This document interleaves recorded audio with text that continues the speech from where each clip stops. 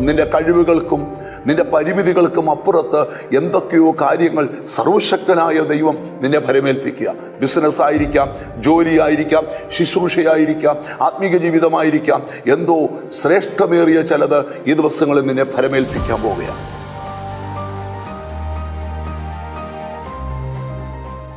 യേശുക്രിസ്തുവിനെ രക്ഷകനായി സ്വീകരിച്ച എല്ലാ ദൈവമക്കളും കൊതിക്കുന്നൊരു കാര്യമാണ് ദൈനംദിന ജീവിതം ദൈവ സാന്നിധ്യം കൊണ്ട് നിറയണം.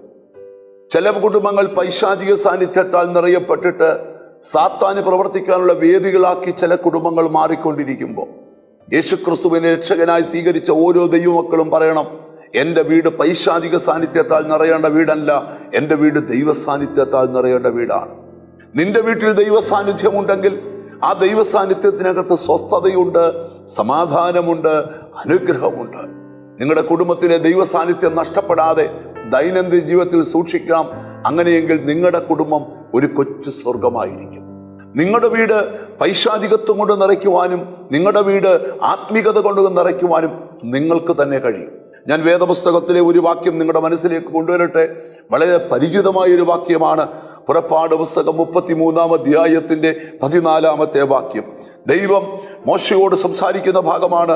എൻ്റെ സാന്നിധ്യം നിന്റെ കൂടെ പോരും, ഞാൻ നിനക്ക് സ്വസ്ഥത നൽകുമെന്ന് അരുളി ചെയ്തു.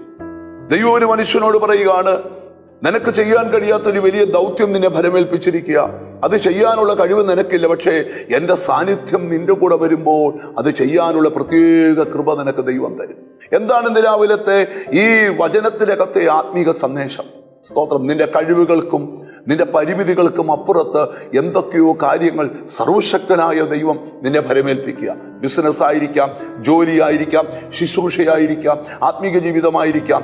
എന്തോ ശ്രേഷ്ഠമേറിയ ചിലത് ഈ ദിവസങ്ങളിൽ നിന്നെ ഫലമേൽപ്പിക്കാൻ പോവുകയാണ്. ആ ഫലമേൽപ്പിക്കപ്പെടുന്ന കാര്യം ചെയ്യുവാനുള്ള കഴിവോ പ്രാപ്തിയോ ശക്തിയോ നിനക്കില്ല. പക്ഷേ നിന്നെ ദൈവ സാന്നിധ്യം വന്നു മൂടുമ്പോൾ ജനത്തെ നയിക്കുവാൻ, വീടിനെ നയിക്കുവാൻ, ഒരു രാഷ്ട്രത്തെ നയിക്കുവാൻ, ഒരു ആത്മീക ജീവിതം നയിക്കാൻ ഒക്കെ പുത്തൻ കൃപ ദൈവം നിനക്ക് തരും.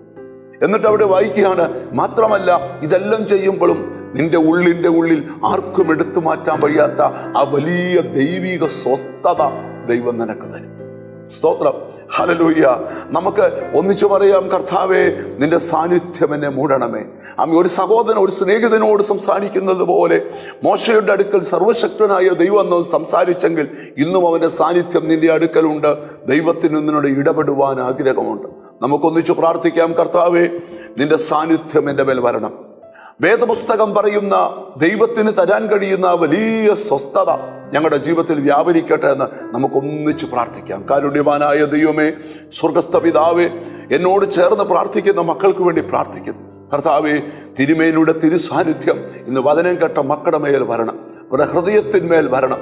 അവരെ കൊണ്ട് ദൈവം ചെയ്യാൻ ആഗ്രഹിക്കുന്ന ശ്രേഷ്ഠവും അതിമഹത്വവുമായ ദൈവപ്രവൃത്തി അതിശക്തിയോടെ വെളിപ്പെട്ടു വരാനായിട്ട് ഞങ്ങൾ ദൈവത്തോട് പ്രാർത്ഥിക്കുക. പ്രാർത്ഥിച്ച് അവരെ തൃക്കരങ്ങളിലോട്ട് തരുന്ന കർത്താവ്, നിന്റെ നാമം ചൊല്ലി പിതാവിൻ്റെയും പുത്രൻ്റെയും പരിശുദ്ധാത്മാവിൻ്റെ നാമത്തിൽ അവരെ അനുഗ്രഹിച്ച് പ്രാർത്ഥിക്കുന്നു. യേശു ക്രിസ്തുവിൻ നാമത്തിൽ തന്നെ ആമേൻ. ദൈവ സാന്നിധ്യം കൊതിക്കാം, ദൈവിക സ്വസ്ഥത അനുഭവിക്കാം, ശക്തിയോടെ മുമ്പോട്ട് പോകാം. God bless you.